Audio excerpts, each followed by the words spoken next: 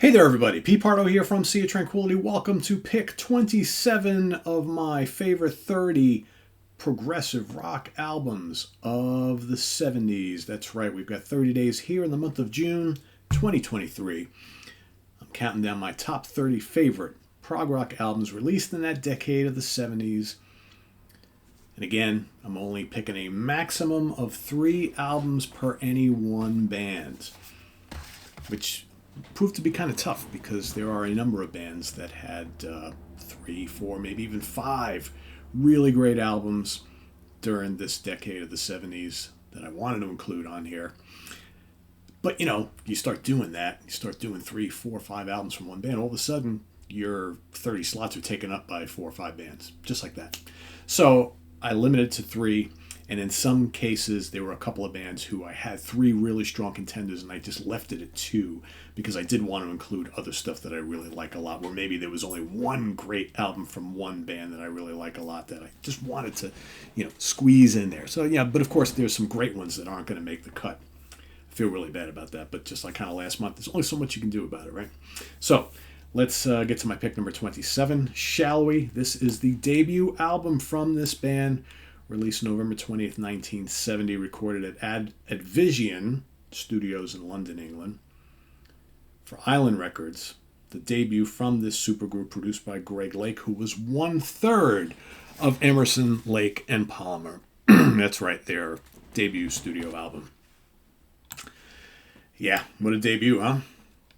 Greg Lake on vocals, bass, guitars. Keith Emerson on all sorts of different keyboards. Carl Palmer on drums. Let's see, what do we have a list of everything that Mr. Emerson played on this album? Hammond organ, grand piano, clavinet, pipe organ, Moog. I said Moog synthesizer for many, many years, and until I was corrected a number of years ago, say, no, it's pronounced Moog. I still, every now and then, I drop back into it, because you look at the way it's spelled, you would think Moog, but Moog, right? Moog modular synthesizer, right? Yeah. Eddie Offord, of course, did the engineering on this album, worked alongside Greg Lake to get this thing produced. Yeah.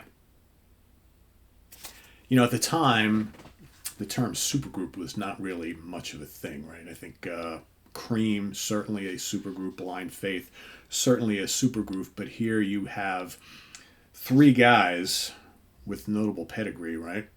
Keith Emerson, of course, from The Nice, this kind of very cool, bombastic, symphonic, orchestral rock band, not really called prog at the time, but we know better now, right? Coming over from The Nice, we got Greg Lake, fresh off his stint in King Crimson, on the Court of the Crimson King and the Wake Up Poseidon, although Wake Up Poseidon he was already 1 foot out the door when that came out.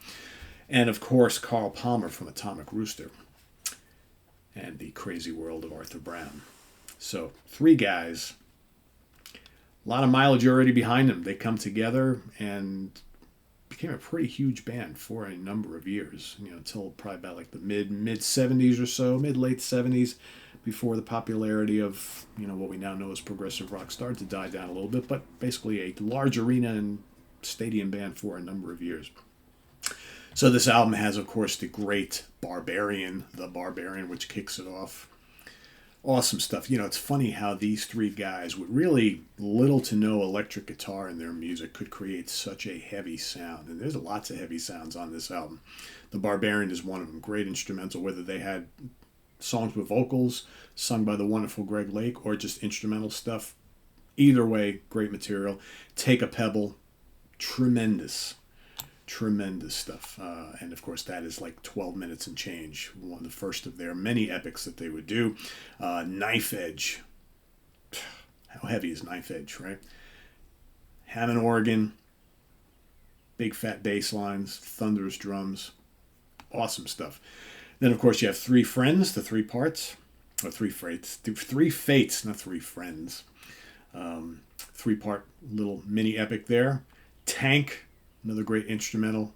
Carl Palmer gets to do his thing. And, of course, the single, and really the one song that kind of stands out on this album as being kind of an outlier, is Lucky Man, which is really this kind of like gorgeous, almost like kind of like pop folk song, turned into a little mini prog epic because of that wild Moog synthesizer solo at the end of the track, which almost kind of sounds thrown in, but man, that's the thing. He had this, ooh, what a lucky man he was. And you get all this craziness at the end. You're like, whoa, what is all that glorious noise, right? So, yeah. A great album, a great debut. You know, it's funny. This album has always been one of my favorite ELP albums, but it's never quite been my favorite. And it's like, and there have been many times where I've like, oh, I choose this album, and I choose that album, and I choose that album, and then I always like, well, what about that debut? The debut is like so underrated. It wouldn't surprise me that at some point in time, this might emerge as my favorite. You know how that happens every now and then. You'll have like a favorite album by a band you really like a lot, and it'll be your favorite album for years and years and years, maybe even decades, and then all of a sudden, like out of the blue, you'll say to yourself, yeah, but that other album that I've always really liked, but it's never quite been designated as my favorite, all of a sudden now I find that I'm liking that one better than the one that's been my favorite for decades, right? You saw that happen last month, right? When Slide It In album by Whitesnake has overtaken the 87 album as my favorite Whitesnake album. You know, we chat in a couple of years, I might be saying that the debut ELP might overtake another album in the catalog. In fact, it's overtaken... I'll give you this much. Tarkus for many years was my favorite ELP album.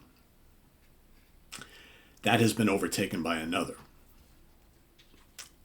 and might be overtaken by this one at some point. So yes, spoiler alert, Tarkus is not going to make my list for this particular countdown. It's up there, don't get me wrong, but it's not quite top 30 for me. And I think that over the years, I've come to discover that I've always really, really loved Tarkus for the Gargantuan title track. And maybe the rest of the album, it's okay to pretty good. And I find now that I'm liking some of their other albums in that kind of time period a little bit more. And they're definitely more strong start to finish than Tarkus, which, like I said, is great for its great title track, but I don't know if it's great for anything else. You know, there's some other pretty good stuff on there, but I think some of these other albums that I'm going to talk about are a little stronger. So anyway, yeah, this is a classic one. Again, Barbarian, Take a Pebble, Knife Edge, Three Fates, you know, Lucky Man. I was never a huge Lucky Man fan. It's a good song for what it is, and, you know, Tank is pretty cool too, but man, some just killer stuff on there. All right, so chart positions. Australia, number 9. Canada, number 17. Dutch album charts, number 4. Germany, number 7. Italy, Italy made the cut this time around, number 20. Japanese album charts, 77. In Norway, 18. UK, number 4. US Billboard 200, number 18. Certifications, gold. In the UK, 100,000 units sold. Gold in the US, 500,000 units sold. And, yeah, pretty good seller here. And I think ELP would go on to be a pretty strong seller, at least up to and including the Works albums, I think. And then probably, we obviously saw the decline. I think the first Works album did very well. The second one, not so well. And then, of course, we know what Love Beach was all about, right? So, anyway, that is my pick for today, day 20. Pick 27. Emerson, Lake and Palmer, the debut album. Let us know what you think of this album in the comments below, as well as your pick for number 27 as we march our way all the way to number 1 at the end of the month. There are the guys right there. Back when they looked like they were having fun together, right? I think the cover of Love Beach was them kind of faking it. They had smiles on their faces, but something you look at Love Beach and you look at this, and it's the tale of two very different bands, right? Same 3 guys, but yeah. Anyway, thanks for watching. Visit us on the web at www.seatranquility.org. We're on Facebook, we're on YouTube, all together, all the damn time. Please subscribe if you haven't already, and click on that notification bell so you get alert of all of our content as it posts. And please do hit the like button before you leave. We've also got the links below to our Ko-Fi page for channel donations, as well as our merch page in the video description. So thank you for investigating that. Please do hit the like button before you leave. And we'll see you real soon here on the channel with more stuff, including tomorrow, pick number 26. Till then, I am Pete Pardo. Stay tuned for ranking the albums in just a little bit with the Joe Perry Project. Till then, I am Pete Pardo. Bye-bye.